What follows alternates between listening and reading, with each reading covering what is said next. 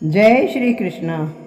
श्री कृष्ण जी कहते हैं, कभी भी अपनी हार मानने से पहले एक आखिरी प्रयास ज़रूर कर लेना चाहिए, क्योंकि उस समय आपके पास अनुभव होगा। समय और समझ खुशकिस्मत वालों को ही एक साथ मिलती है, वरना जब समय होता है तो समझ नहीं होती, और जब समझ आती है तब समय नहीं होता। अपना वो होता है जिसके साथ बातें खुलकर की जा सके, ना कि संभल कर। मनुष्य अहंकार और गलतफहमी के कारण महत्वपूर्ण चीज़ों से दूर रहता है।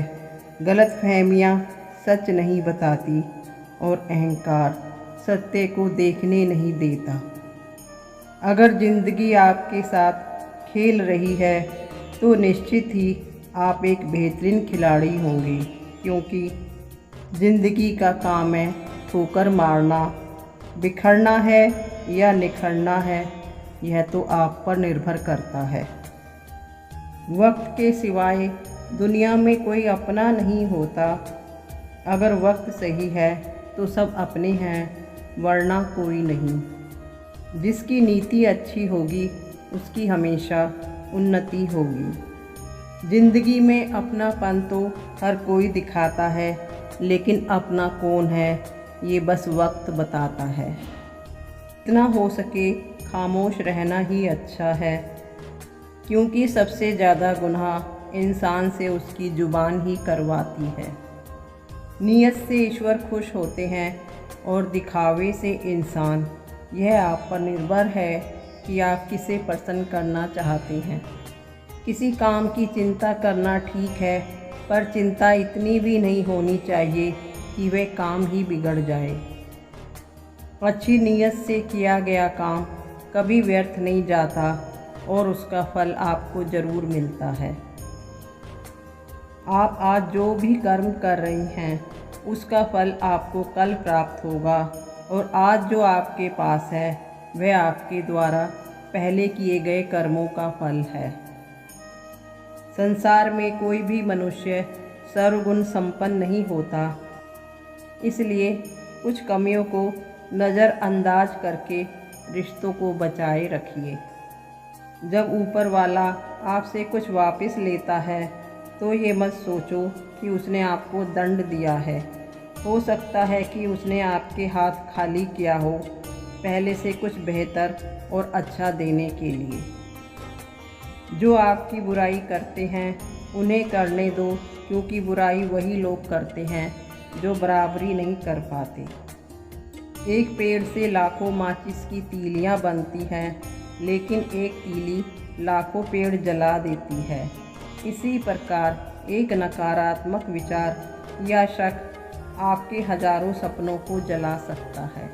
गुस्सा एक ऐसा हथियार है जो आपके साथ होते हुए भी आप पर ही वार करता है। इंसान कर्म करने में तो अपनी मनमानी कर सकता है, मगर फल भोगने में नहीं। एक बार एक लड़का अपने जीवन से काफ़ी परेशान था, क्योंकि उसके पास ना कोई काम था, ना बात करने के लिए मित्र थे, और ना ही उसका कोई परिवार था। वो हमेशा काफ़ी दुखी रहता था। एक दिन उसे पता चलता है कि बाजू के ही एक गांव में एक बहुत ही बड़े महात्मा जी आए हैं। तो वो सोचता है, क्यों ना मैं उन महात्मा से मिलकर अपने जीवन की समस्याओं को बताऊं, शायद मुझे अपने दुखों का कोई समाधान मिल जाए। फिर दूसरे दिन सुबह वो बालक उन महात्मा से मिलने के लिए चलता है। थोड़ी दूर पहुंचने के बाद उस लड़के को प्यास लगती है। तभी उसको एक घर दिखता है। वो लड़का उस घर में पानी मांगने जाता है। उस घर में से एक औरत आके उस लड़के को पानी देती है और पूछती है कि तुम कहाँ जा रहे हो। वो लड़का कहता है कि मैं एक महात्मा से मिलने जा रहा हूँ, और मैं उनसे अपने जीवन से संबंधित समस्याओं के कुछ सवाल पूछूंगा, ताकि मुझे उनका समाधान मिल जाए। तो वो औरत कहती है बेटा तुम जा तो रहे हो तो महात्मा जी से मेरा भी एक सवाल पूछ लेना। मेरी एक खूबसूरत बेटी है जो 20 साल की हो गई है, लेकिन उसने अभी तक बोलना चालू नहीं किया है। तुम उनसे पूछ लेना कि मेरी बेटी बोलना कब चालू करेगी। वो लड़का कहता है ठीक है, मैं ज़रूर पूछूंगा। इसके बाद वो लड़का फिर से सफ़र के लिए निकल चलता है। थोड़ी देर चलने के बाद चलते चलते वो थक जाता है और एक पेड़ के नीचे बैठ जाता है। उसी पेड़ के पास एक भिखारी बैठा हुआ होता है। तो वह भिखारी उस लड़के से पूछता है कि तुम कहाँ जा रहे हो।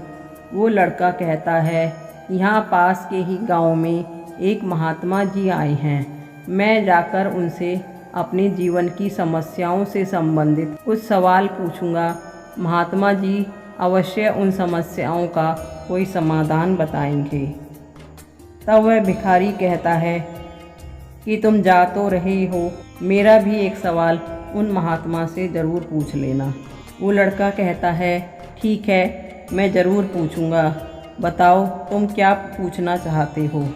वो भिखारी कहता है दरअसल मैं बहुत सालों से खजाना ढूंढ रहा हूँ, लेकिन आज तक मुझे वो खजाना नहीं मिला है। तुम महात्मा जी से पूछना कि मुझे वो खजाना कब और कहाँ मिलेगा। वो लड़का कहता है ठीक है, मैं तुम्हारा सवाल उन महात्मा जी से ज़रूर पूछूंगा। फिर थोड़ी देर आराम करके वो लड़का फिर से सफ़र के लिए निकल जाता है और कुछ समय चलते चलते वो उन महात्मा जी के पास पहुंच जाता है और उनसे पूछता है हे गुरुदेव, मुझे आपसे कुछ सवाल पूछना है, क्या आप उनका जवाब मुझे दे सकते हो। वो महात्मा कहते हैं पूछो जो भी तुम्हारा सवाल है, लेकिन मैं तुम्हें सिर्फ 2 ही सवाल का जवाब दूंगा।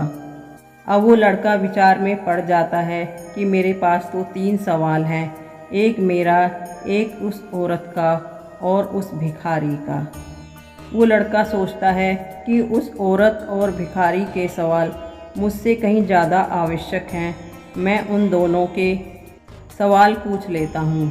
वह लड़का महात्मा से कहता है बाबा, मुझे आते वक्त एक औरत ने सवाल पूछा था कि उसकी एक सुंदर बेटी है और उसकी उम्र 20 साल है, लेकिन उसने अभी तक बोलना शुरू नहीं किया है।